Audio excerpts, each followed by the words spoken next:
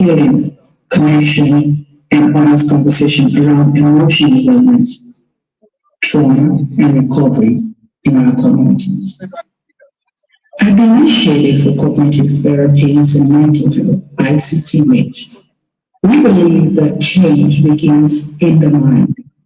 When people are empowered to think differently, to begin to live differently. But let us be honest, many among us are silently suffering. Many among us, individuals are wrestling with invisible battles, overwhelming anxiety, deep depression, unresolved trauma, and silent addiction. Young people are turning to drugs and harmful behaviors to numb the pain. Parents are carrying emotional burdens they've never spoken about. Our streets, our schools, and homes are echoing with unspoken cries. Not because we lack strength, but because for years we lacked spaces like this where strength could safely unravel. You see, mental health challenges in Nigeria are real. Addiction is not just about poor choices. It's about the result of unprocessed pain, a desperate attempt to cope when help feels out of reach. Sadly, stigma has forced many into silence, and silence into suffering.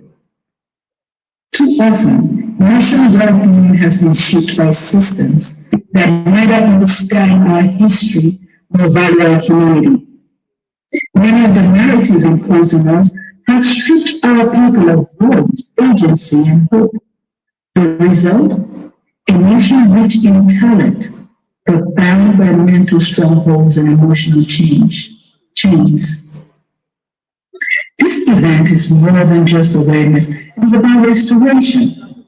It is a collective step towards breaking patterns that no longer serves us. It is a call to remember that no life is disposable, no story is too messy, and no chain is unbreakable.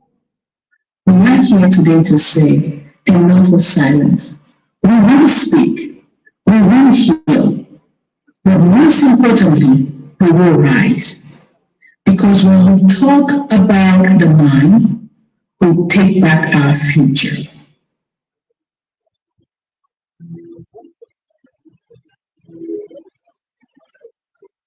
Thank you for being here, not just as a guest, but as a part of a movement.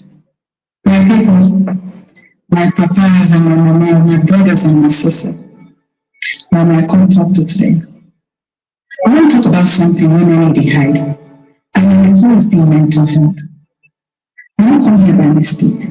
This na Kazari Road. Now the place where I grew up, now my home, now where I learned say life is better. Not to forget where I come from, but to think back where my dream started. People they suffer. Some they cry for night, some for day. They carry pain where I know they see. And because help one day, run out of shame or out of stigma, they turn to drink. They turn to the sweet, they turn to the TikTok, just when they forget about them. That is still what it was. When the young go, the pain will still remain. We are trapped. We are continuous circle. But how we go break up? How I will survive, you won't ask yourself. How I will survive this pain without struggling myself?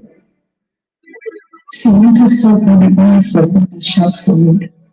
It concerns all of us. Whether you be man, whether you be woman, whether you be one person, whether you be one person. Sometimes we don't need solution. We just need somebody who will listen to us. Somebody who will see us. Somebody who will judge us because of the problem on the inside. This thing will they hide with bottle. This thing will they hide with smoke. Or even involving unwanted sex. It's still there inside. We don't talk as perfect person. I be soldier and counselor.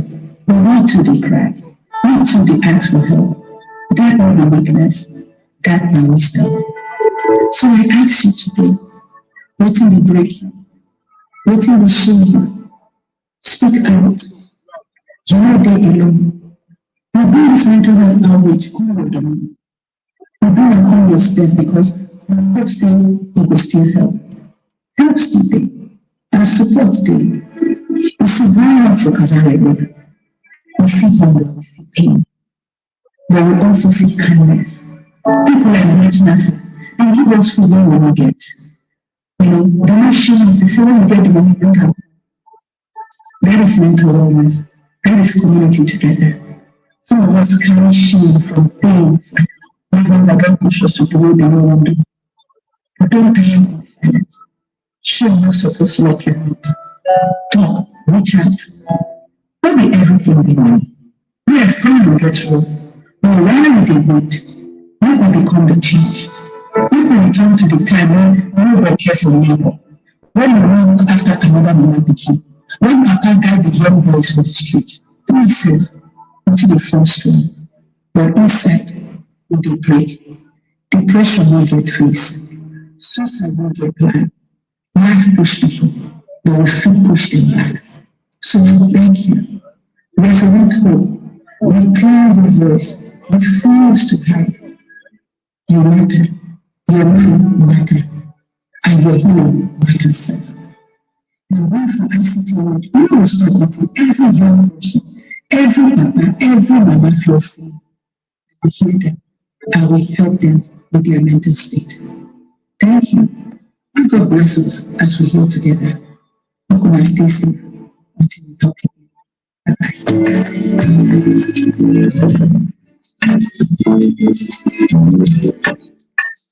Okay, thank you very much. Thank you very much, Doctor, for that wonderful insight and summary of the rationale why we are doing the program here, and what this program is about, the breaking chains, about um, issues around mental health, issues around issues like depression, when you're depressed, what you're supposed to do, So that's why we are bringing some. I can understand this. A lot of knowledgeable speakers will talk about this as the program unfolds and understand some of the issues around mental health, which is very, very, very important. Thank you very much, Doctor, for that insight. We would also want to, at this point, recognize some important people who have those dignitaries that have just joined. Um, we want to acknowledge the presence of Alhaji Aminu Sanir Mohammed, the Ajian Zazo. You're welcome, sir. We also want to acknowledge the presence of Alhaji Asani Akilu Idris, representing the Chief Commissioner for Commissioner for Public Complaints. You're welcome, sir. Okay, this is the point where we will have to. Okay, thank you very much. This is the point where we want to know more about the organization, the history of ICTMH. What do they stand for? What do they do? Why are they here? What is the objective of ICTMH? So those are some of the questions I guess bothering around our mind, and someone is going to provide an answer or answers to those questions. So all the way from Abuja, please join me in welcoming Barrister and David Ofein to tell us the history of ICTMH. Barrister David Ofein is one of the managers of ICTMH and one of the board of director members of ICTMH. Please a big round of applause for him as he comes up. Thank you.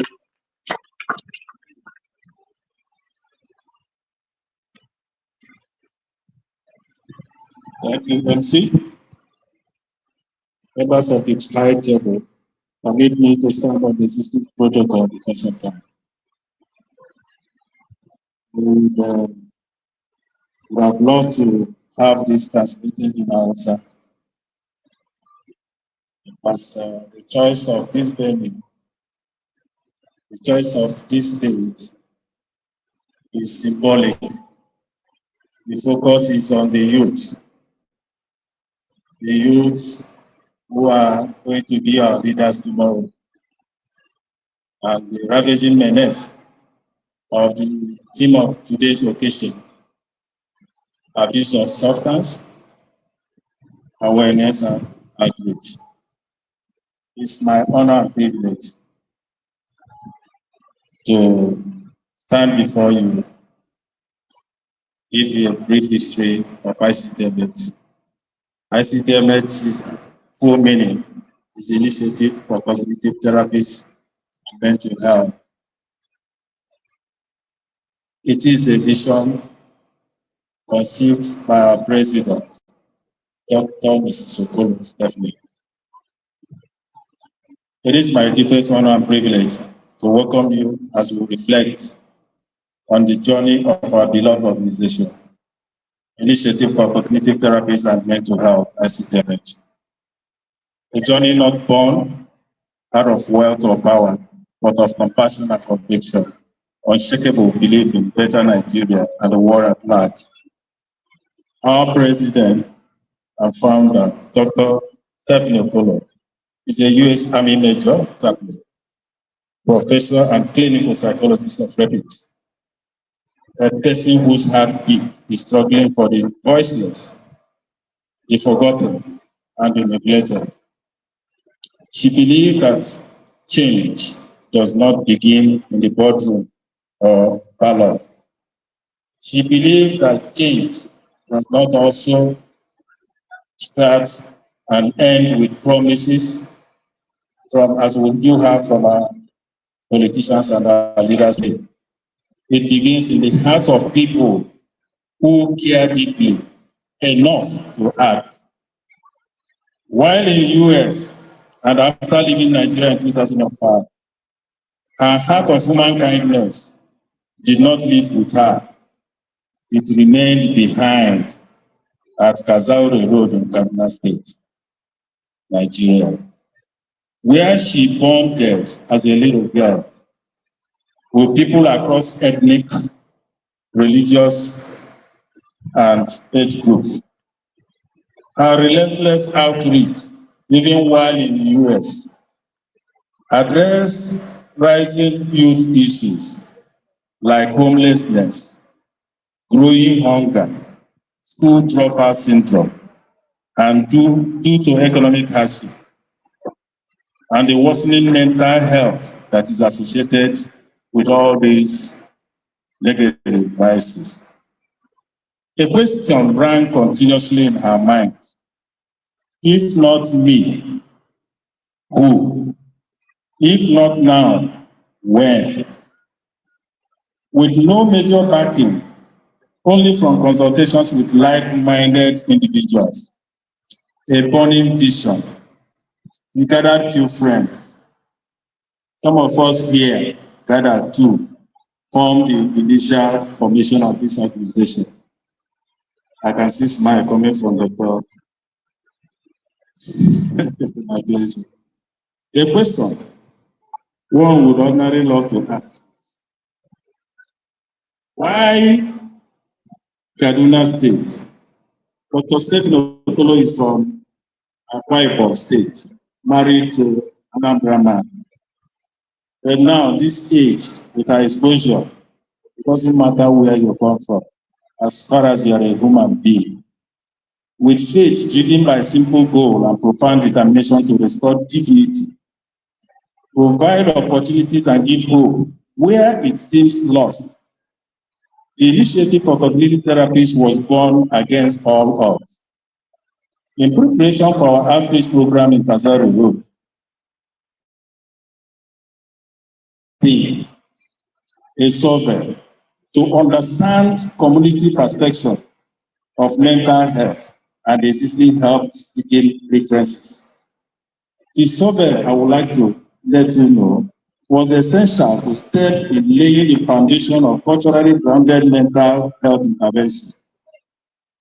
Key findings from this survey include mental health awareness. Had the term mental health. I want to let us know that mental health for so many of us means somebody who is crazy. No. Yoruba will call it were, or Igbo will call it onyara. I needed an Hausa interpreter for mental health. It does not. Hello? Kachi, thank you very much. Then only 21.2% rated their understanding as good or very good, while 33.6% had a poor understanding of what mental health matters. And that's why we're here. That's why we're in Kazauri, where we grew up. For me, too, it's a homecoming for me because I stayed in Kaduna for about 8 years, from 1984 to 1991. So being part of this is a special pleasure for me. Causes of mental health was also surveyed. Addiction through alcoholic drugs, 78.8%. Depression, 74.8%. Witchcraft spiritual attack, 40.8%. These are findings. Help in seeking preferences, 42% prefer seeking help at hospitals. 37.2% preferred prayer, while 16.4% sought counseling, and 44.4% choose to ignore the issue. We are more concerned about those who choose to ignore the issue. Could it be out of ignorance? That's why we're here. Addiction experience. 80.8% respondents reported personal or close experience with addiction. Our youth are ravaging in addiction for want of what to do. This survey reveals the critical need for awareness campaign to demystify spiritual beliefs surrounding mental health and reduce stigma. This word, stigma, it baffles me. Traditional beliefs are still dominant, especially among women and older adults. You can't give what you don't have. It's what you know that you will seek to pursue. But there is growing recognition of addiction and stress as real mental health challenges.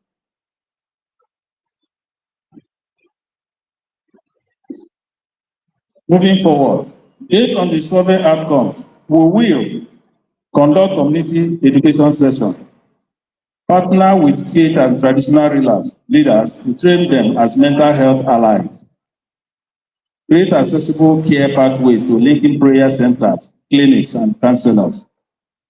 Through her unquenchable drive to dismantle all conceivable barriers to mental health challenges in Nigeria, Dr. Kolo has continued to lead ICTMH with a clear mission. And what is that mission? To bring free online training. This has been going on. I believe some of us will make effort to connect with our social media links. We'll be having monthly webinars and community outreach focused on mental health. Today is the climax of the dream. We bring it not to Anambra, her state of marriage, nor Akwa Ibom, her state of origin, but back to where it all began, at Kazaure Road, Kaduna. Here we witness what was once person's vision that has now become a shared legacy. A movement of people who believed Dr. Kolo did, that we are not here to watch history happen, but to make it. Let us as gathered honor that vision, not just with words, but by deliberate and continued action. Real change does not require perfection only. It requires passion, purpose, resistance. Let us also appreciate those at the receiving end of this struggle. Her amiable husband, Dr. Rocky Okoro, her beautiful daughters, Vanessa, Rohi, Lexine, and Giovanna Okolo, for all their forbearances. Thank you, and may the spirit that gave birth to this mission live on in all of us.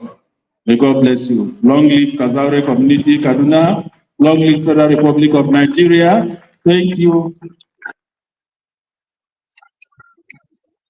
Thank you very much, Barrister D, for that wonderful summary. It was great of you to have packaged everything that ICTMA stands for in so short a time. God bless you. I will quickly move to the next item on this program, and that is one of the most important reasons we are here. We're an expert. We want to hear from an expert, from the perspective of experts in this field. And the person is going to be talking about substance abuse. She will dwell on substance abuse so that we can understand some of the intricate issues. I guess she will help us to demystify it, to bring it to a way that we understand what substance abuse means. Before we do that, I want to welcome. Before we do that, I want to welcome someone special to us here. Want to welcome the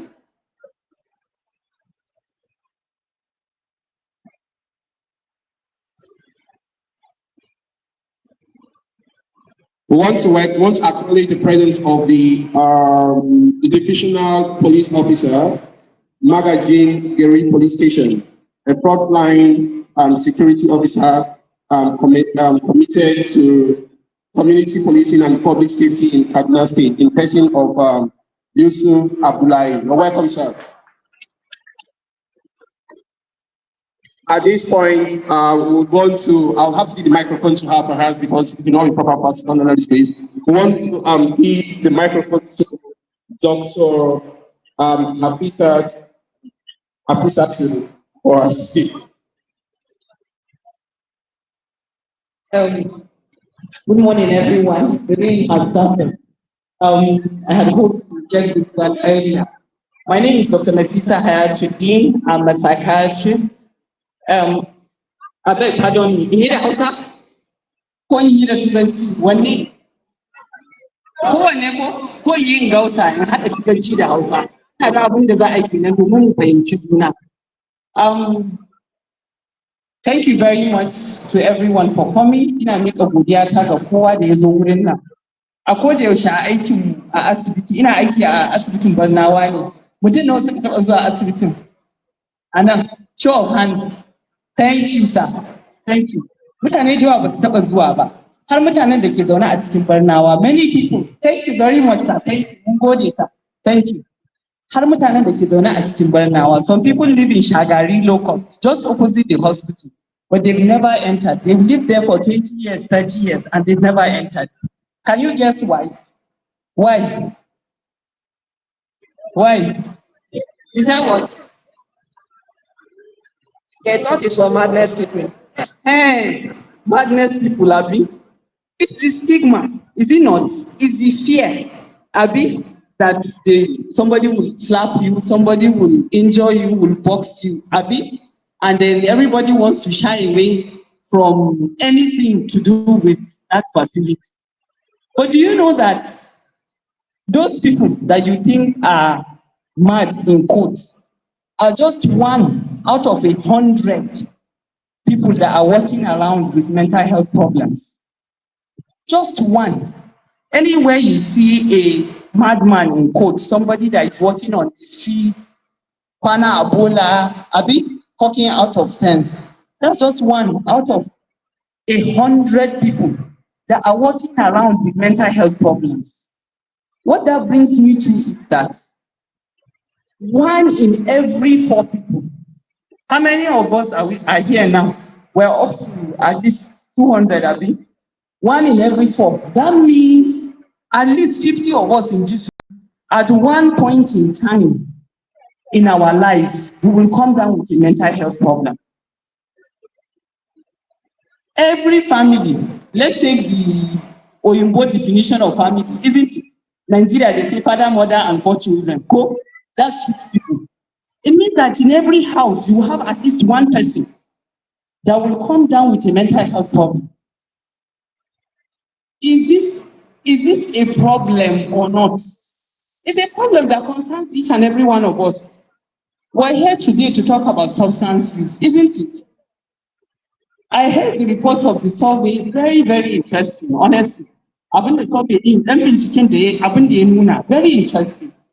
But what we know is that in Kaduna, in Nigeria, 1 in every 7 people, 7 adults, in ka ɗauki matasa, young people, 7 of them, at least 1 person will have a substance use problem.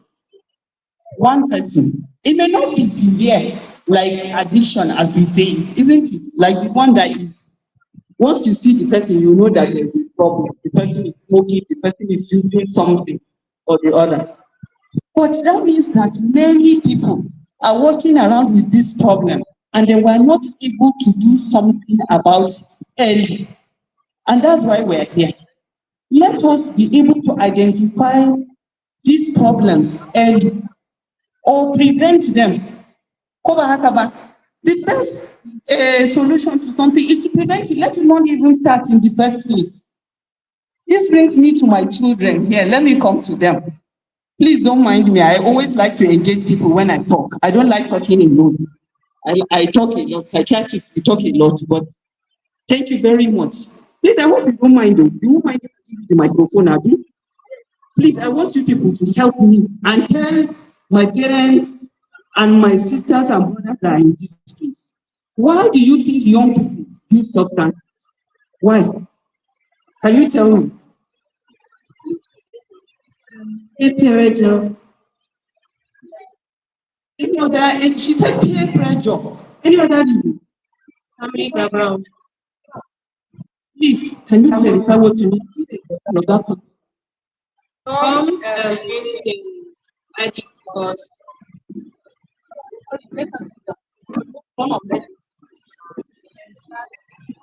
some engage in addict because their parents maybe they don't have money to take them or put them in to clothe them, shelter them, and take them. So they think engaging in this addict can help them, and also peer pressure. There are bad friends that are bad influence to you. Whenever I stay too close to them, they try to advise you, make you to join them, and be addicted to drugs. Thank you so much. Please, how many of us have had conversations with our children and heard these things from them? How many of us have actually sat down with our 10-year-olds, 12-year-olds, and asked them, what do you think causes substance abuse? How many of us? Okay, I can see I'm the only one with my hand up. There's a point I'm getting to. Is anybody else? Anybody? Any other reason? Any other? Yes? Would you like to help? Please. I'm waiting for my sisters to say something because there's something very peculiar that we know, especially for substance use among women in our society.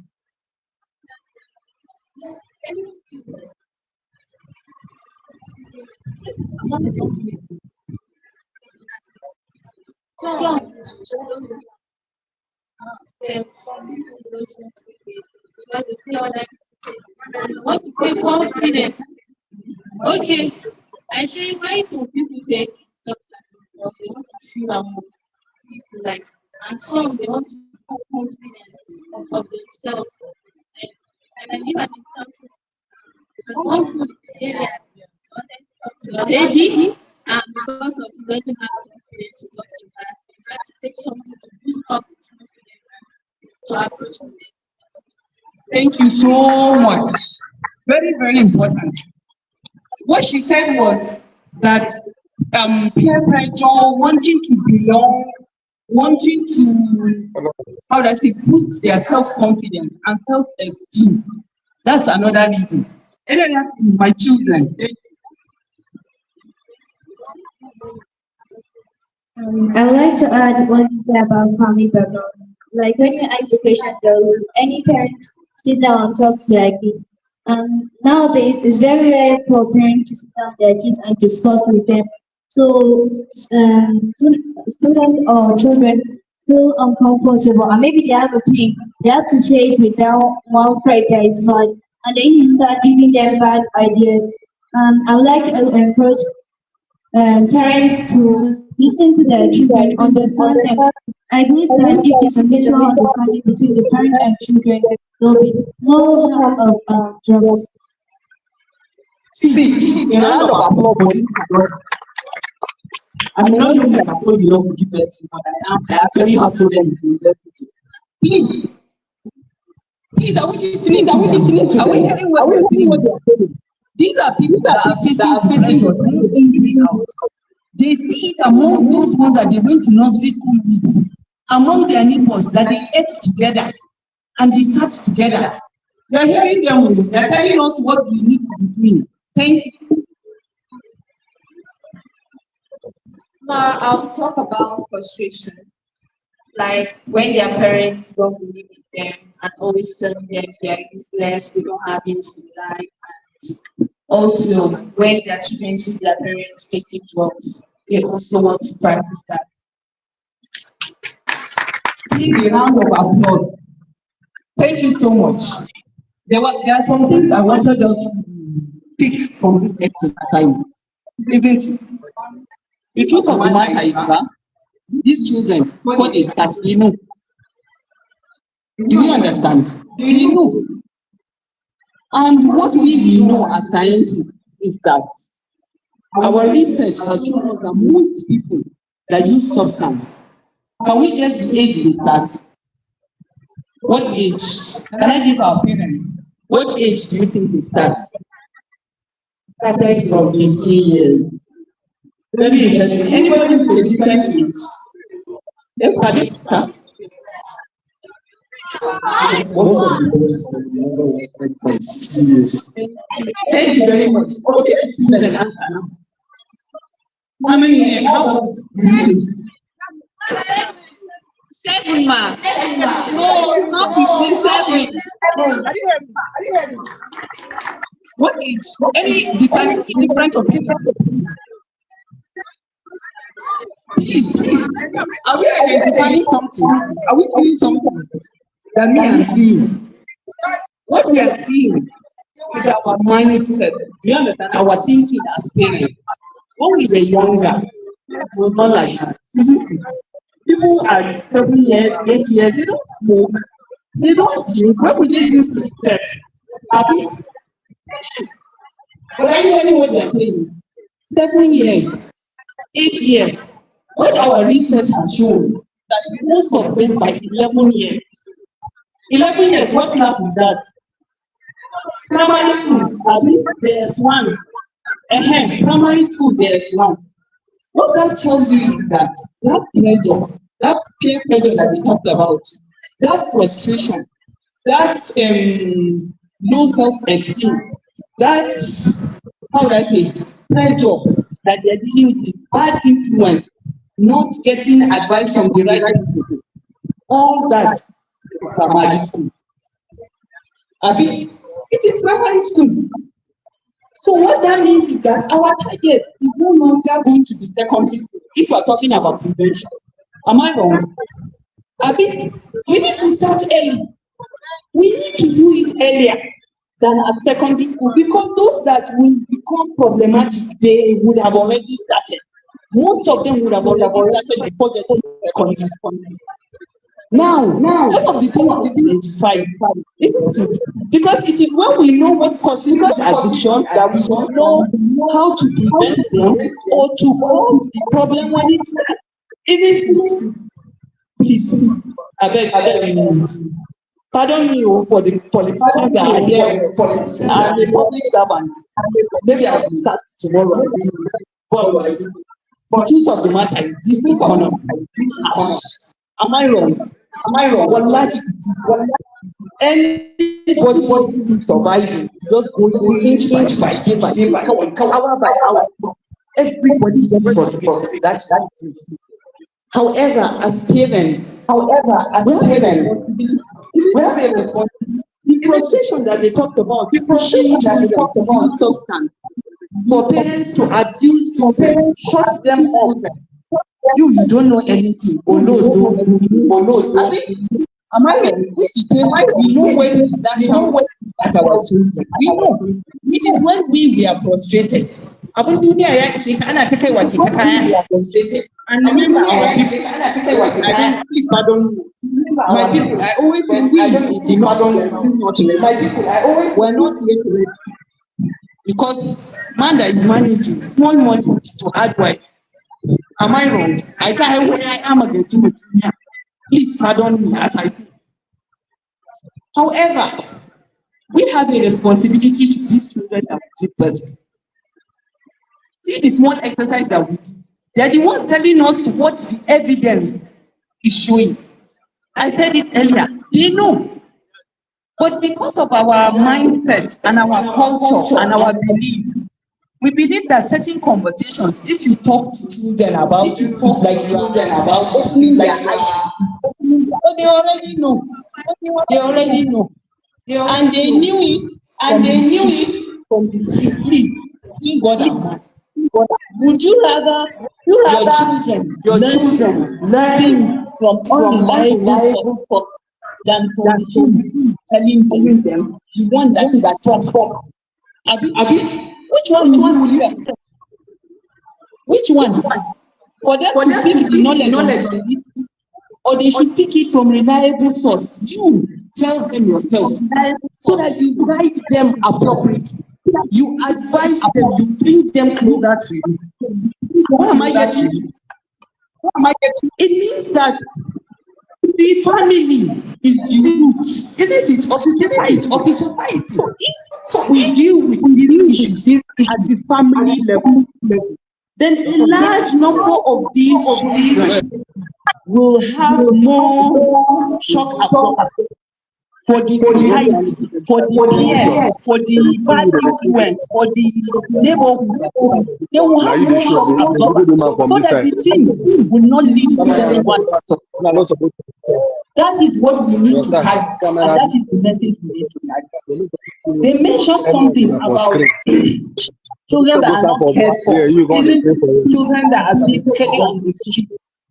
We know them now, isn't it? Am I wrong? We know them, we see them all around. The one that maybe the father is late or the father is irresponsible, the children are there, babu abinci, babu makaranta, yawo, maybe they started school with our own children, but their life circumstances changed. Am I wrong? They are there. Go in our place.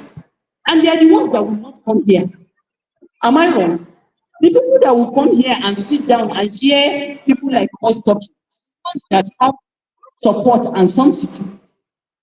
So what that means is those of us that know that those children are more at risk, it is our responsibility to see how we can help them. How we can help them. Because for some of them, all they need, they don't really need your money. Do you understand? They need someone to hold on to, some pillar of support, somebody to listen to them, somebody to talk to them, somebody to guide them appropriately. And we can only do that if we come together as a community. We can only do that if we come together as a community. I was asking my dear children about women and substance. Please, how many of us know any lady that uses substance? How many? How many of us? Any girl, young lady, thank you. It's very common now. Before, what we used to have is only one out of maybe 15 people that use substance. We find one woman. But now it's different. We're finding that any 4 people they get shy, one of them is a lady. That's what we're finding now. And this is exceptionally worrisome, isn't it? Because if mothers are using, potential mothers are using substances, then what are we doing? What society do we expect to have? We know that with substance use, a person cannot really be productive in life if he gets to even they can't really do more. There's always one financial trouble or the other. If it is outrage, the husband will divorce her. If it is children she has, they will take away the children and give the mother-in-law or give another wife. So many of them. And the society will keep stigmatizing them, will keep blaming them. However, we need to ask, why are these ladies going into this substance use? Isn't it? No. You will see a young lady, she went to school, good upbringing, good family, good support system, but she has now become an addict. No. The reason is because for a large number of women, there is all these mental illnesses. Remember what I was saying about how common they are? The commonest ones that we know, there is something we call depression. Depression, lalura kunci da damuwa. Lalura kunci da damuwa. That's how I like to describe it.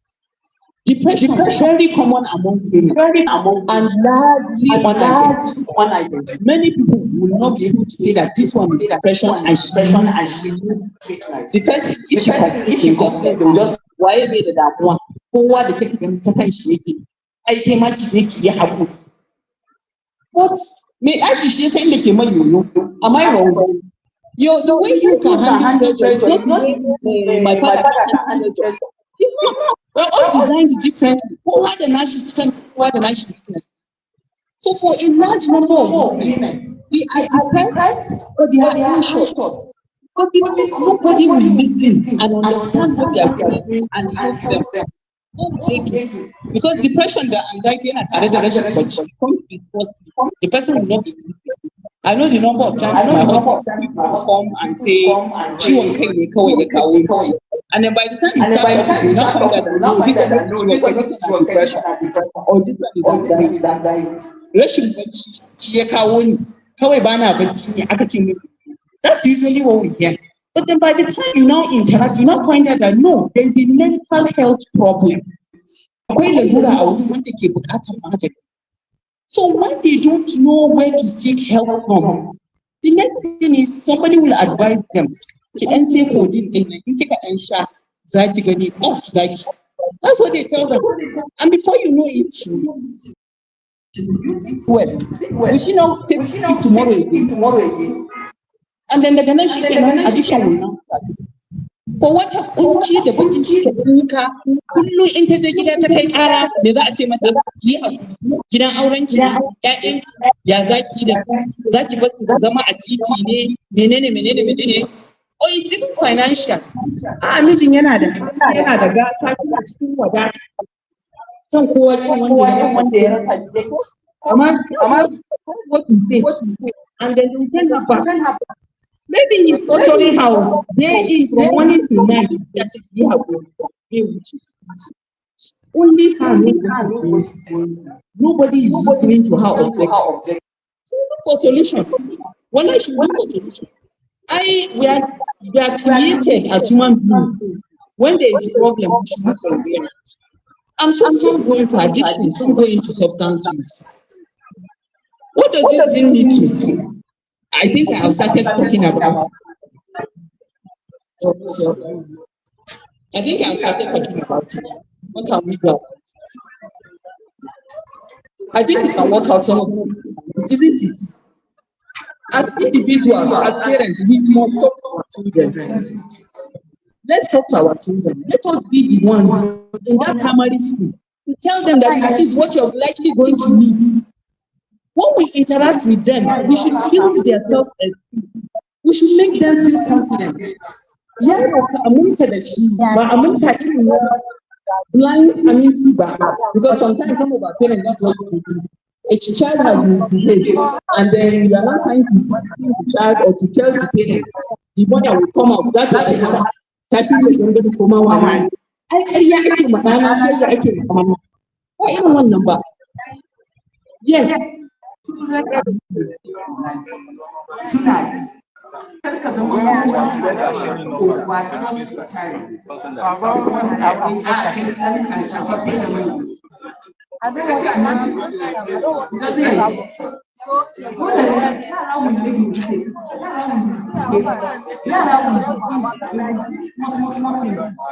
will lie, they will steal, they will run away from food, they will do it.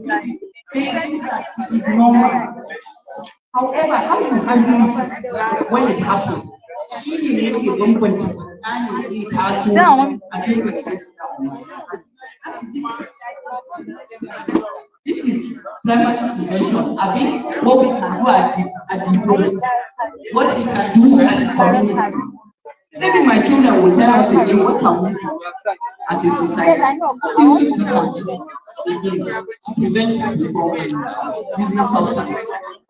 What else can we do? Hello.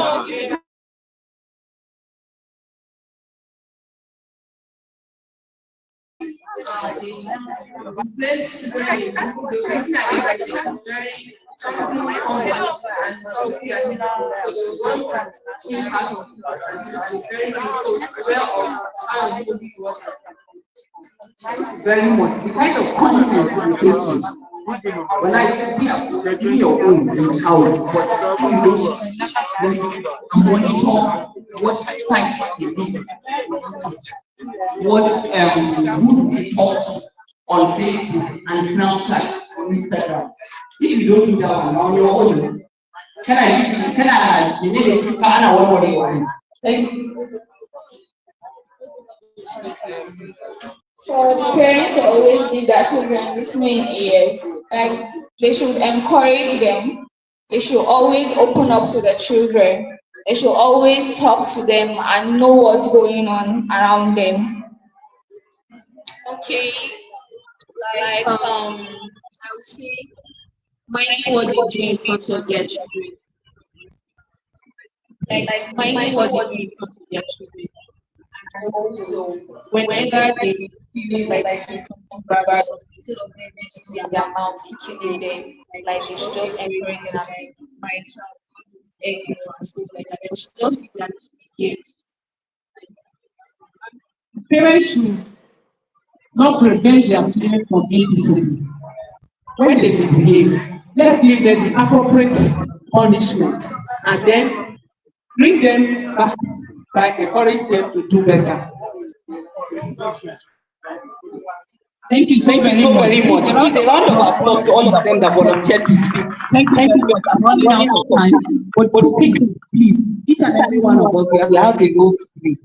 What we know also, based on our own research, is that when children are engaged, when young people are engaged, that means that idle time. You know that the idle mind is the devil's workshop, isn't it? When children go to school, when children are not the one that they're just going to while in the time, not the one that take them out of the house. When you engage them, sports, football leagues, the one the club that they go to practice together with a coach. When you occupy them, you don't leave them idle. Feel their day, make them productive. Their whole hours from morning to night, their mind is still going. When you engage them like that, it reduces the chances of substance. As religious leaders, what can we do? Please let us talk to people. Let us talk to our. What we know is that most people, when there is a problem, any form of mental health problem, they seek counsel first. Seek counsel from religious leaders, or Lukia, or some form of intervention. What that means is that we cannot fight this war without these religious institutions. We should be able to guide appropriately. How do we help people to solve it?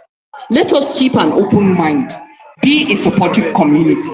Of course, if all this fails, for this small fraction that will really become addicted and will run crazy, start when the we know them, we see them all around. Some become suicidal. They want to just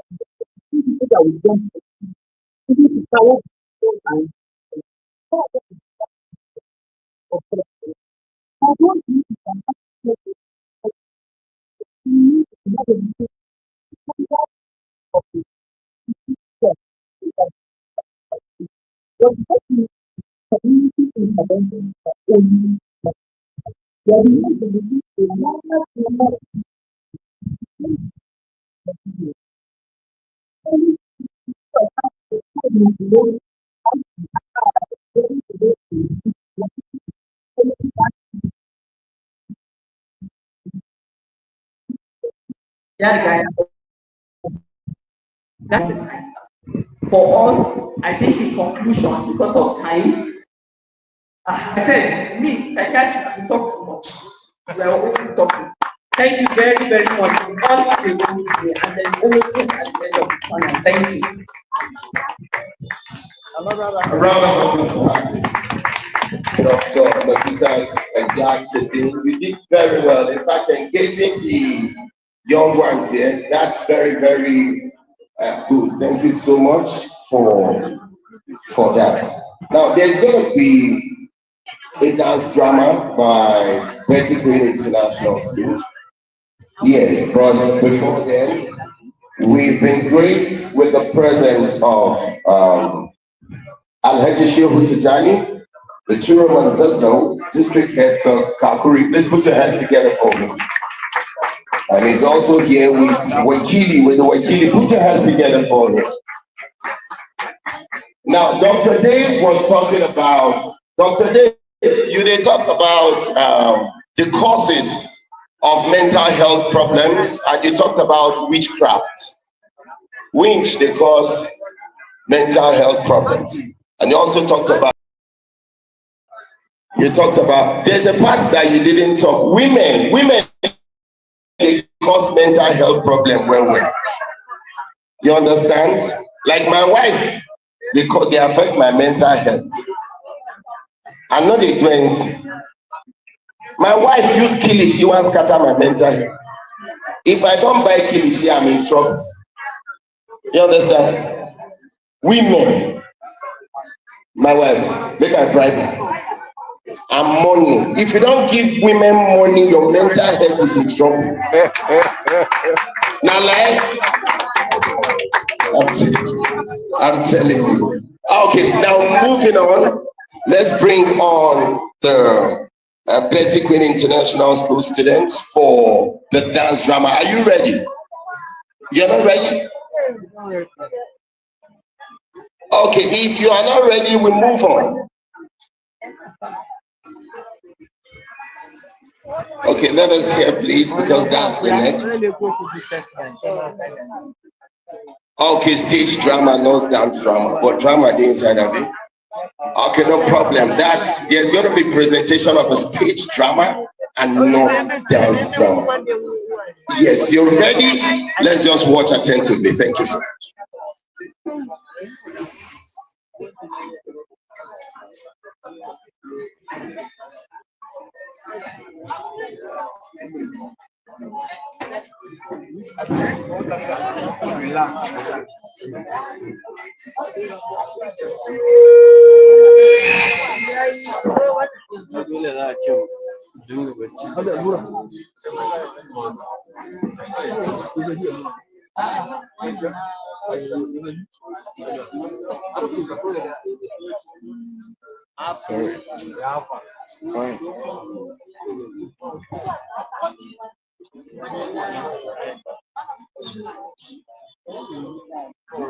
So be active strength baby. What's going on?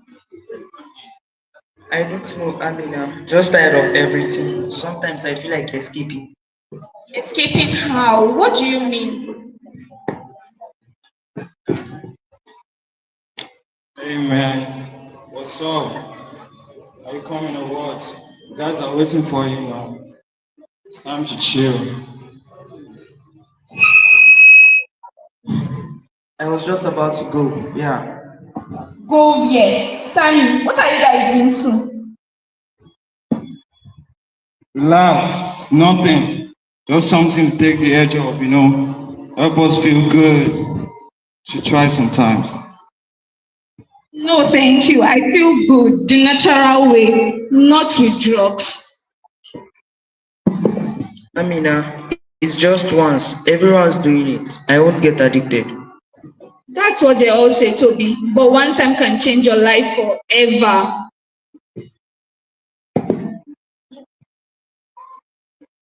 What do you know? You think you're better than us? Sammy, I have heard this talk before, and I've seen where it leads to. Do you remember your cousin Musa? Yeah. He had big dreams, bright future. One wrong choice destroyed all. Now he is in rehab fighting for his life. But coach, sometimes it feels like drugs are the only way to cope. No one listens. We are listening. Toby, I am here. Amina is here. You have people who care for you. Don't let pressure from the streets take away your future. Toby, you're stronger than this. Choose your path. Don't let others choose it for you. I wish someone told me this earlier. Maybe I'll not be like this. It is never too It is late to never too start late to again. start Let's again. work Let's work together towards together a towards better a path. better path. Another. We We stand with stand with those those who who choose choose life life over over addiction. addiction. Saying Saying no no to to drugs drugs is is a a choice choice that that empowers empowers us us to live to a a healthier healthier and and happier happier life. life. Let's work towards each other And and making making positive positive choices and choices and building building brighter future. brighter future. Together, we say no Together, to we drugs say no and to yes to a drugs life and of yes to a purpose and life of promise. purpose and Thank you. promise. Thank you.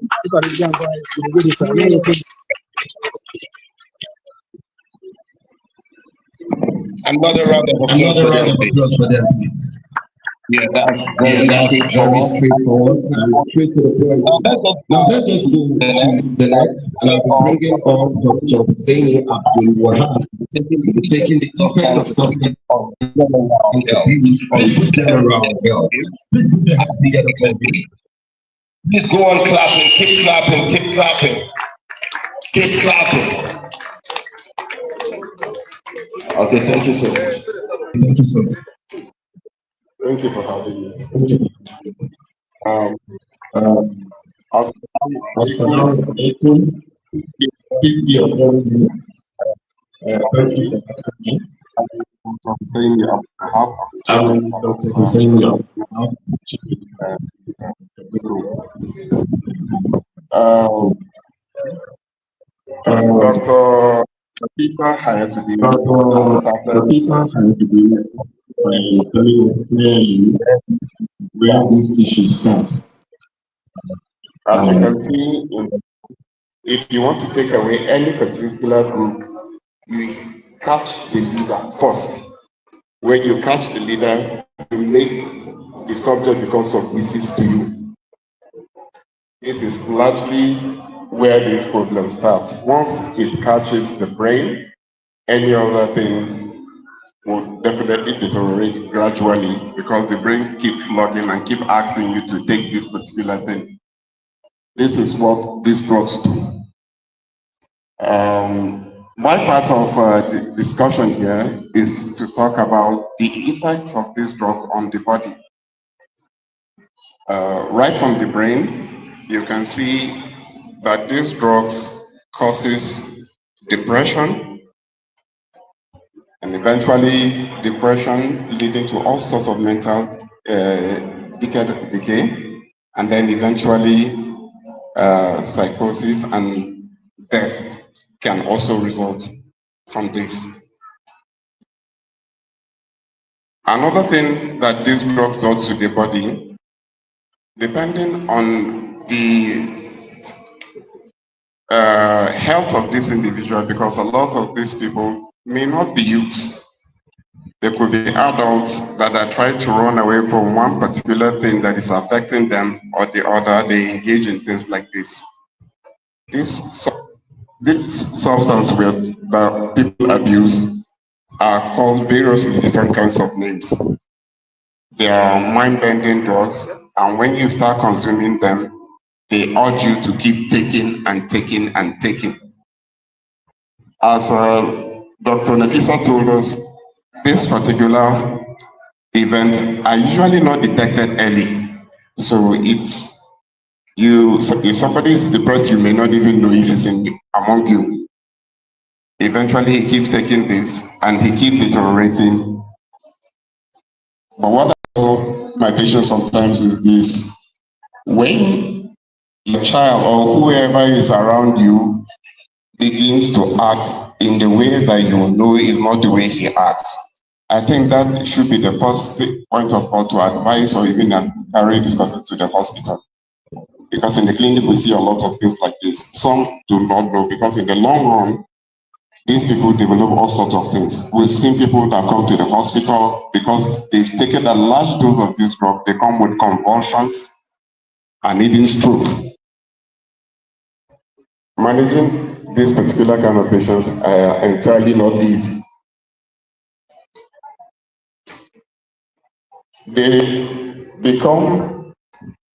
Their reasoning become impaired. That's why you can see that some of them come with all sorts of behaviors that you cannot actually pinpoint where this thing starts. But of course, in clinic, there are how these particular things are addressed. So starting from the brain, these chemicals disrupt what they call neurotransmitters. These are substances that are secreted by the brain and other parts of the body to coordinate the activities of the body. They become impaired because they're depending on these drugs.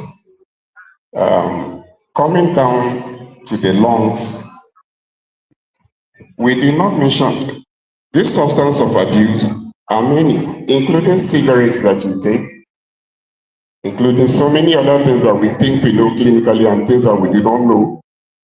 They go to the extent of taking even shit, inhale, they go to old toilets to inhale things that we do not even know exactly what they do because they want to get this satisfaction in them. They inhale all sorts of marijuana or you just name it. And this will have an adverse effect on their lungs. Take, for example, people that smoke cigarettes. A lot of them in the long run, because of what these cigarettes fumes, nicotine does to them, they develop bronchitis. Left unchecked, bronchitis can degenerate all kinds of respiratory illnesses. And some of them, they may take a very high dose of some of these substances that can actually literally kill them. Things like opioid. We've seen patients that come with chronic bronchitis in different forms. Some may not get to survive this particular disease. We've also seen the liver becomes infected. If you take a lot of alcohol, eventually what will happen? It kills the liver gradually. It kills the liver gradually, and before these people present to the hospitals, most of them, what we see are things that may partly not be salvageable. Because when they develop liver problems, start from what we call fatty liver, a lot of fat accumulates in the liver, and if this destroys it, the liver struggles to survive. All these things is not detected because they don't come early. Until eventually, when the liver can no longer help itself and the person dies from it. Some of them also take these drugs in terms of shots. They inject themselves with these drugs. So in the process of doing this, they may pass one syringe from one person to another that will make them develop what they call hepatitis. Hepatitis is a viral illness that largely destroys the liver also. We will see this among them. Going to the stomach, alcohol is one of the substances of abuse. When they take this substance, alcohol can literally cause a common illness that people call ulcer. Ulcers can eventually degenerate and they can also develop into something entirely different, something they are not really prepared for. Ulcer probably is the least of them.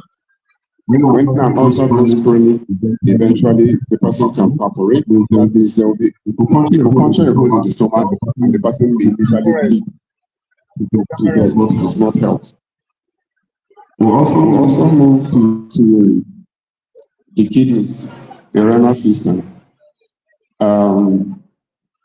Taking these drugs over a very long period of time can also destroy the body, destroy the muscles, and eventually muscle keep losing the strength until eventually this particular substance that the body is destroying from this muscle can go and lodge and destroys the kidney. And once your kidney is gone, you are literally gone also. So we really need to be careful. We also know that as they lose body mass, they also lose the body's immunity. That means the strength for the body to actually fight infections becomes weakened. And once this happens, all sorts of illnesses this person has. You've ever seen somebody with HIV that has reached the terminal stage? They are literally completely, they are lacking the way. I can recall About 20 years ago, a patient was admitted that we thought that probably this person has HIV. This patient, they kept on trying to find out from one test to another, and they were unable to find out particularly what was the cause of what they are seeing, because he looks malnutrition, is lacking in energy, and they thought that probably he has HIV. They repeated it was more than 5 times and it shows negative. Until eventually it was one of the nurses in the ward that discovered that this man normally sleeps out of the ward to go and consume something. That's how they came to know, and eventually this patient had to refer to a neuropsychiatric center for further treatment and evaluation. So the immunity can be destroyed. You get an infection that will refuse to heal easily, and you keep fighting with this things. If you do not go to the hospital, you cannot be helped. And literally, some of these people died of sepsis. That's the part of the body's immunity. Because this particular substance abuse also affects the chemistries of the body in terms of the hormone that regulate other things in the body. It can also lead to fertility issues. These people will literally become infertile. But the long and short of it, this is once these people, they identify these particular people and were taken to the hospital, so many things can be done, but it's a multidisciplinary kind of approach with different disciplines that will come in to assist in helping this person. This is what I have for you today. Thank you. Thank you very much, Doctor.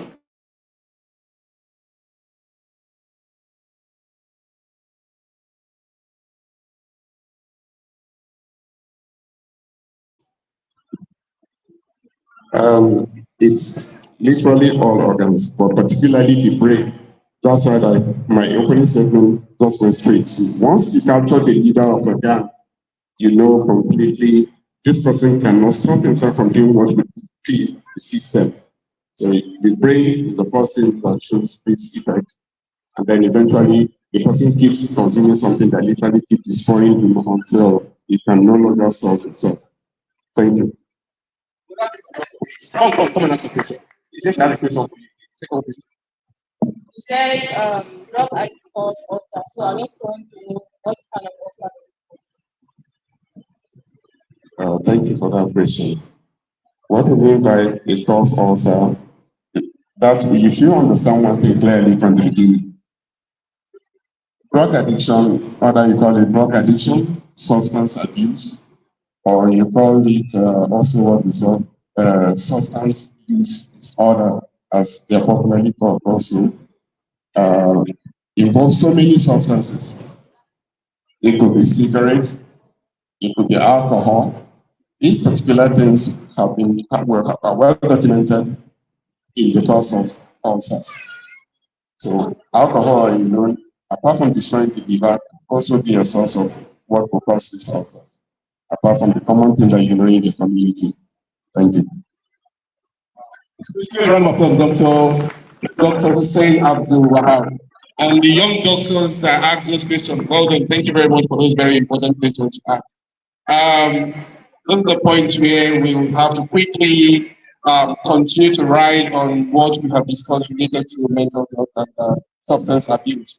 And at this point, we'll Usman Hayat, who is representing Honorable from the special as a special advisor to drugs and narcotics in Kaduna. Please, Usman Hayat, please welcome you. Round of applause for him.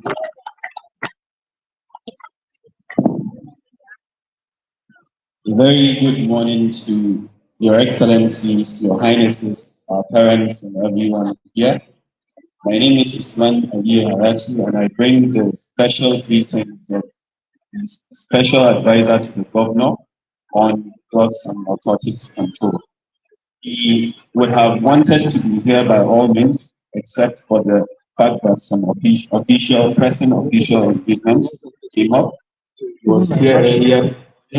He even spoke with Dr. Polo, with whom we have been working, and are very pleased with what she did.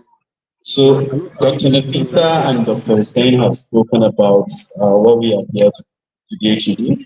And from our office, before I speak, I would like to highlight particularly from the name of this organization, Initiative for Cognitive Therapies and Mental Health. I think it is very important to understand what this organization is doing, to understand these terms. Cognitive therapy.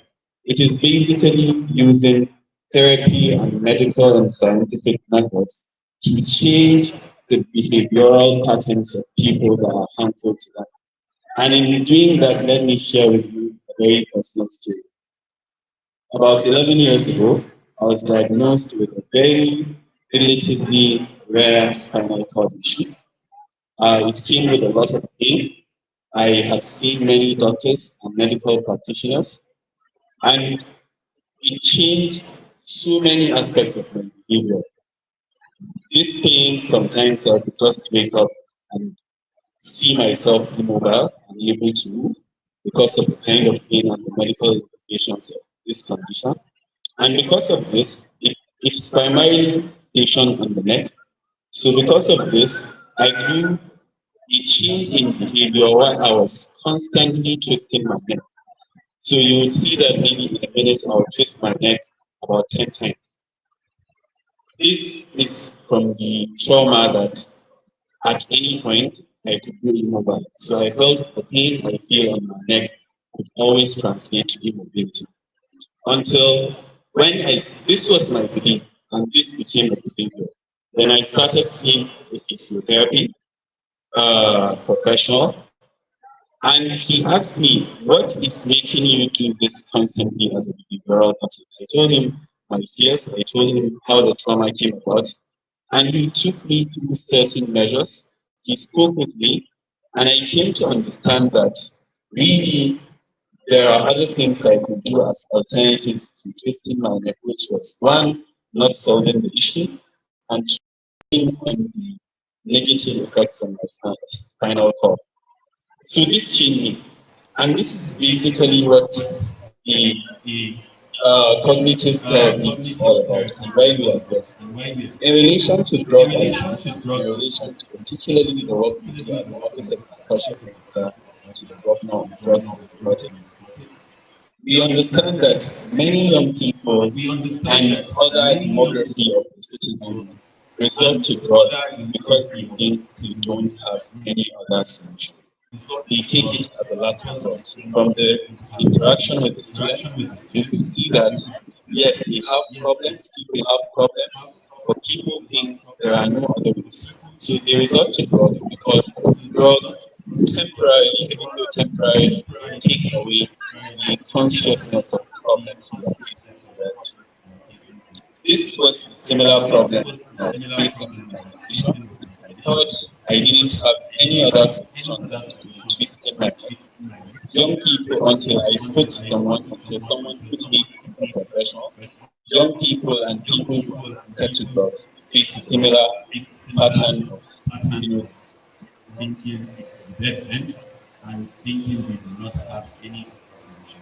Community, as a community, I want to emphasize that one of the things we do at our office, we believe firmly, is not just be advocating against the use of drugs, but actively making sure that people know they have other alternatives. That drugs are not the end, they are just the dead end. And under our office, we are also intending to engage strategically with partners, development partners like Dr. Okolo and her organization. We are building so many programs that we intend to partner on, and we are very thankful to the kind of efforts the organization is putting in the next stage. It is said that it takes a community to make any significant change. Many This community is not just the government, it involves parents, it involves children, because we have to understand what we are facing. It involves traditional leaders, it involves development partners, it involves concerned citizens like Dr. Koyo, who we have to very significantly recognize has been impacted by this community and has grown to become something in life, is now giving back to the same community. I think this is very commendable, and we appreciate her as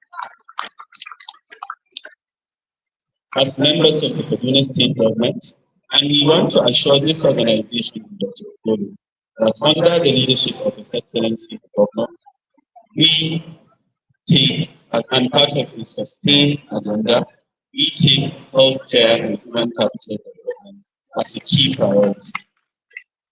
And we believe that healthcare will never be complete until it is complemented by the mental state and well-being of people. So we intend to use the opportunities presented by these development partners to amplify the impact of what they are doing, to also integrate and make them development policies, and we are very appreciative.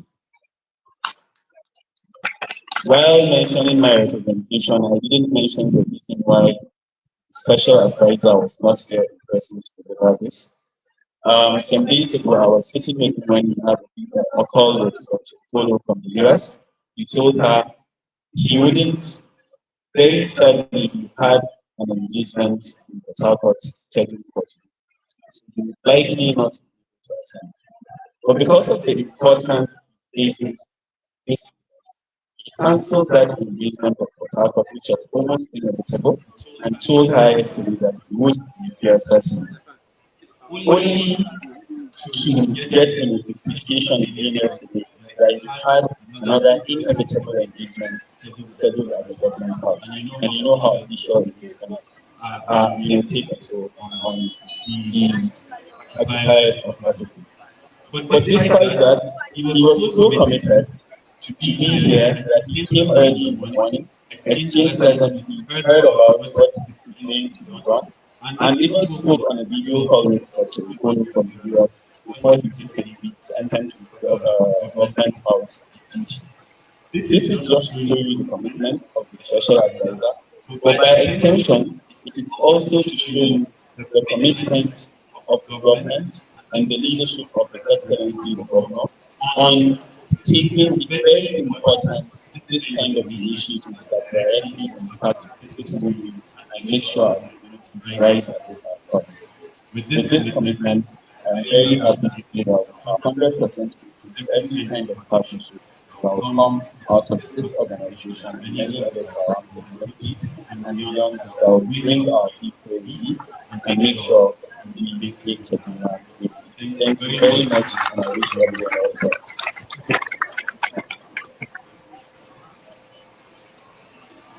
Another round of applause, please.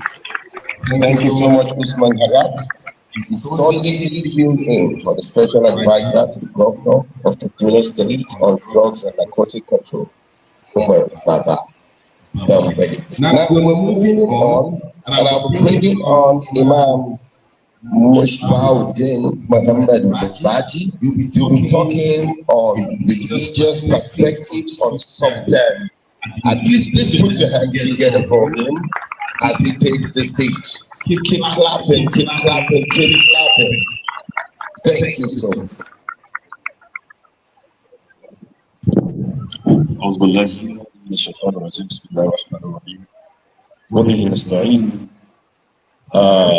Looking by the time, I'd like to start by indulging our leaders here seated. I would like to stand on the existing protocol. The MC mentioned, I will be talking about the Islamic perspective of drug abuse. Dr. Nafisa and Dr. Hussein and the last speaker have made the assignment very simple. They have spoken quite extensively on the scientific aspect of what drug abuse is all about. And I have been obliged to talk about the Islamic perspective of drug abuse. Of course, Islam shuns drug abuse, or whatever name you call it, drug addicted, drug usage, misuse of drug, or whatever name we call it. Let me just narrow down to Islamic perspective, and I will give some examples of the negative impacts of what drug abuse have done to the society, of which if we are not careful, we might all end up being victim, directly or indirectly. For those of us who remember or who are following the Mr. Ordinary President program,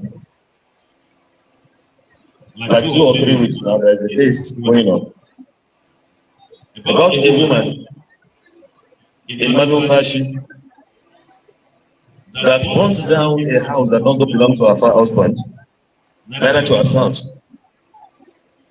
She burned down this house, and about 4 or 5 victims died from this inferno.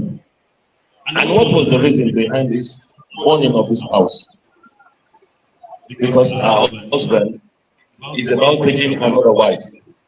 And she promised that if the husband go ahead and gets that wife, she will have to burn down the whole house that does not belong to the husband, because a tenant in the house.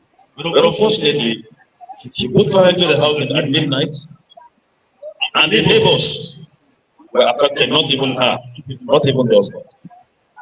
After a series of tests, it was observed that this woman indulged in drug taking, not even ordinary drug taking, the drug addiction. And that is why she was able to do that. It is not perfect. Here in Kano, we all know the story, then went viral on social media. The woman who stabbed her own husband because the husband is planning to get the second wife. She stabbed him to death, live and direct. We all have the story. It's not far-fetched. Nothing behind this. After test upon this woman has been diagnosed of being drug addicted. The same place in Kano, a school proprietor that dislodged a student in his own school, embarked that baby and buried her somewhere along the school. We all remember, sometime about 3, 4, 5 years now. When tested, found it's not mentally upright. Is that not so? Now coming to news. Here in Kwara, a so-called cleric in a lorry, lodged is also called girlfriend into pieces after stuttering. Is it mentally okay? When tested, this so-called cleric was observed and understood that it's not mentally okay. It's into drugs. These are some of the negative effects of drug taking and drug abuses. Now, let's make references from the glorious Quran. In Surah Al-Shams, Allah Ta'ala has spoken to me and you. Allah says by the isti'adha wal basmala, Allah says وَالنَّفْسُ وَمَا سَوَّاهَا فَأَلْهَمَهَا فُجُورَهَا وَتَقْوَاهَا. Allah says the soul has been created with sacredness. وَمَا I've created the soul with what? This sacred, with sacredness. And it must be preserved with sacredness. فَأَلْهَمَهَا فُجُورَهَا وَتَقْوَاهَا. Allah says, and I'm sure the soul the right thing to be done and the negative thing to be done.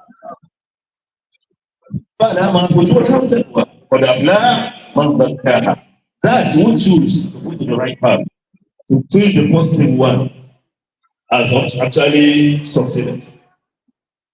We all see the effects, like I've been shared by the earlier speakers, the effects, the negative effects of drug abuse and drug addiction. Why are you choosing it? When our children were asked, what are the causes?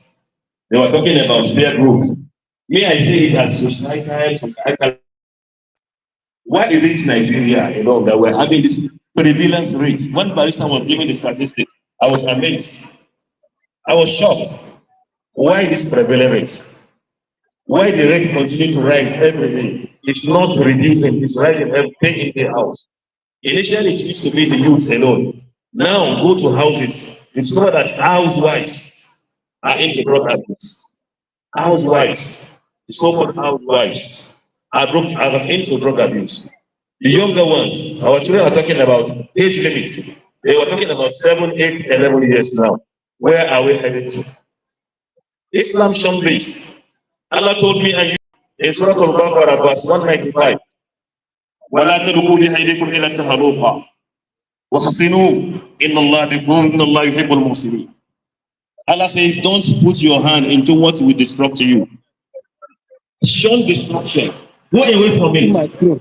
We have seen instances of problems that it has caused. What it has caused many of us. What has caused many society, many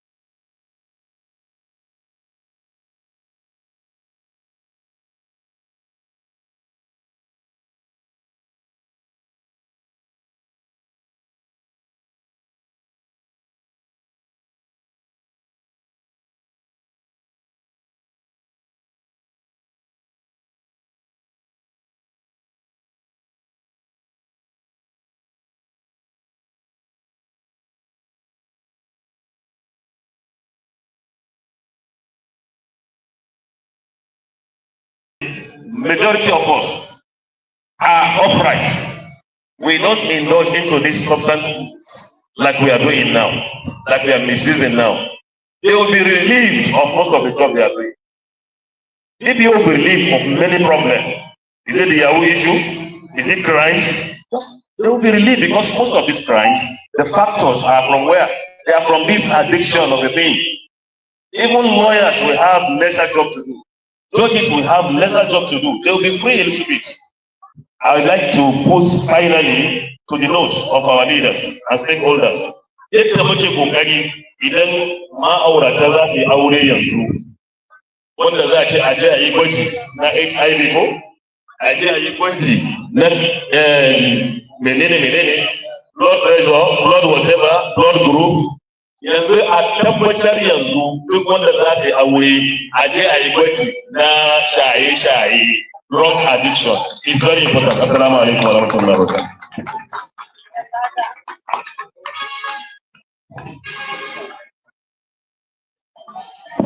Thank you so much. Please put your hands together for him.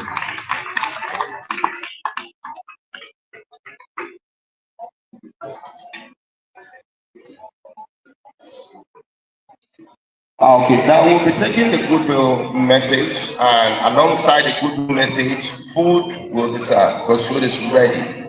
Now, yeah, just stay where you are. You'll be served where you are. Thank you so much. Now, let's go to the goodwill message, and I'll be bringing on Alhaji Shehu to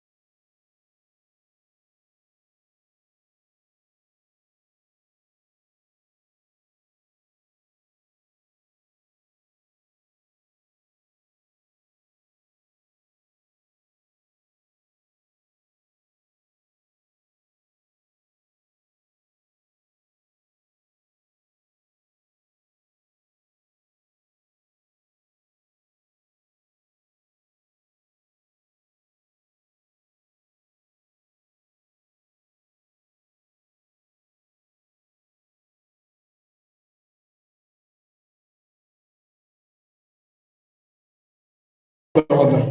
A lot of people don't know, but a lot of people are consuming drugs one way or the other. And this has to be stopped. I just want to make sure I've heard what and a lot of the speakers who spoke here on this particular issue. But then our children, it's a sorry situation. And we like this kind of time and this kind of occasion to come and mention quite a lot. And I don't know, I wonder why this is mostly happening mostly in the northern part of the country. It's not happening in the southern part, but it's rightly in the northern part of the country. Everything you could think of, every kind of crime is happening right here in the northern part of the country, which is not normal. Let me just take a look at this. Even when you take a look at banditry, nobody will just want to go and just kill somebody, want to go and kidnap somebody while he's in his senses. A lot of people go under influence of drugs before they do all this kind of thing. So we should checkmate ourselves. We should checkmate ourselves. And like we are just mentioning, even at homes now, failed marriages, sometimes, a lot of things, all those marriage people, marriage ladies in the house, they're into drugs. Some little thing that we usually consume sometimes, they turn it to be a drug, even if it is kunu, and all this kind of a thing, they mix it with something, they become drugs. This thing has to be stopped. We have to checkmate ourselves. And that is why this kind of awareness, in conjunction with a lot of psychiatry, all this kind of thing is very good for us to have this in place. And there's going to be a lot of work between us, the community, especially the community leaders, the doctors alike, and the stakeholders to come together and make sure we do something about this. Otherwise, we'll just be wasting our time. And the next time you see, I went for a visit one time at psychiatric hospital, and I saw a pilot in that particular place. He told me he's a pilot. He's still a serving pilot, but he usually go to check himself out because he's taking, he's under, the doctors are looking after him all the time. So you see, never can know what will happen. You see somebody who is looking very normal, the next thing you see that they say he committed something. So we have to be checking ourselves. And how do we do this? Is by attending to kind of this for this awareness places. We have to be going to our mosques and churches to make sure we listen to the preaching of the imams and the pastors. So that, and sometimes we go to schools to make sure that we get all this kind of awareness. And please, I just want to draw our attention sometimes. If we come to this kind of place, please, all these our languages should be spoken in this kind of place, Yoruba, Hausa, and Igbo, so that quite a number of people are here, they'll just come here and sit down and be looking at you, nodding their heads, not knowing what really is happening.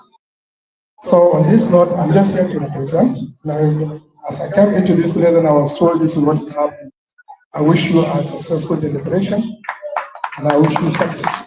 Thank you, and God bless you. Thank you very much.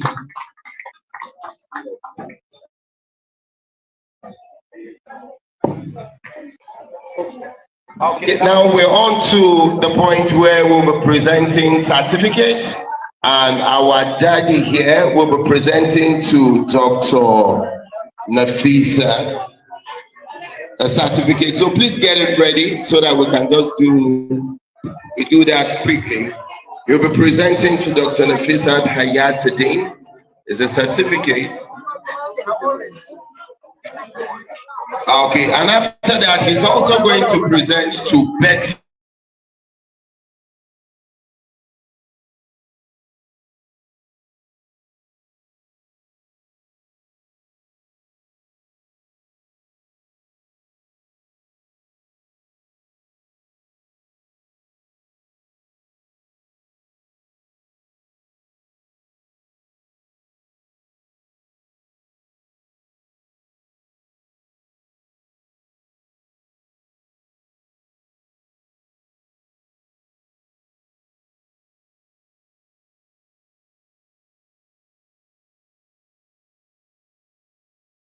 told you earlier, everybody just sit where you are. Food is going round and it will reach everybody. Another thing that affects mental health in Nigeria is the economy. The economy affects mental health. Like someone said here, because of how tough okay, it's Dr. Nafisa that said that things are tough. Okay, now we have the certificate.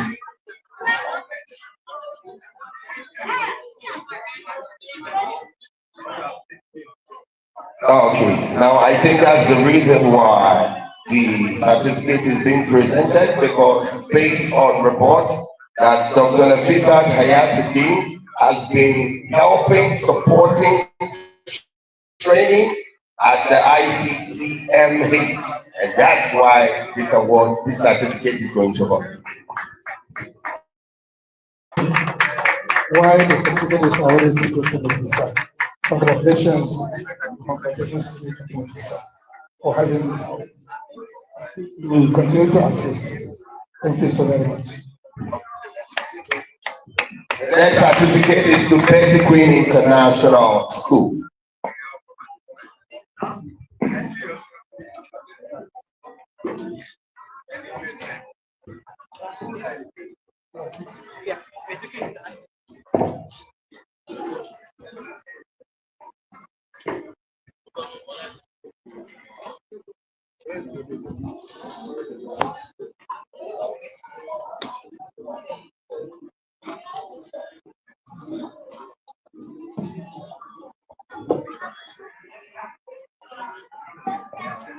Betty Queen, the certificate is awarded to you plus cash in your own contribution towards the 100 best event in Kaduna. Thank you very much. Congratulations.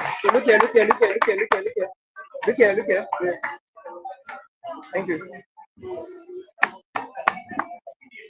Thank you so much to Alhaji Shehu Tijani, Shuraman Zazzau, District Head Kalkuri. Now we're on to the vote of thanks. Please put your hands together for Mrs. Hafsat Ajibade as she takes the vote of thanks. Please clap for her, put your hands together for her. Mrs. Hafsat Ajibade, she's coming to take the vote of thanks. She's right here. Thank you so much. Put your hands once more. A beautiful afternoon to everyone of us here. With due respect to our royal fathers, special guests of honors, our DPO, our special guest speakers, Dr. Nafisa and Dr. Husseini, our Imam, and our fathers seated, our mothers, our brothers and sisters. Thank you very much for having coming here today to join us in this outreach. I believe each and every one of you have gained wonderful things, have learned more about mental health. So I want to say a big, very thank you so much, Betty Queen International. That is our grassroots. I, Dr. Okolo, that is the CEO of this initiative. We graduated 1997 from Betty Queen International School. She grew up here at Kazore Road, as said before, and she's bringing back to the grassroots where she grew up from, for people to, because mental health is part of the definition of mental health by World Health Organization is giving back to the society. So what she's doing now is giving back to society. So we appreciate the CEO, all those that have one way or another contributed to the success of today. Alhaji Ubasani Festival. We thank you so much. We thank each and every one of you for coming. We pray also my special colleagues from afar, because some people came from Port Harcourt, some people came from Anambra State, some from Abuja. We thank you all for coming, and we pray the Almighty will take you back safely. Thank you so much. Thank you so much. Thank you so much. And thank you so much to you too. Now we're taking a minute for the closing prayer. Just like we started, we're taking individual prayer. As a Christian, as a Muslim, let's take 1 minute to pray in our hearts. We are in prayers.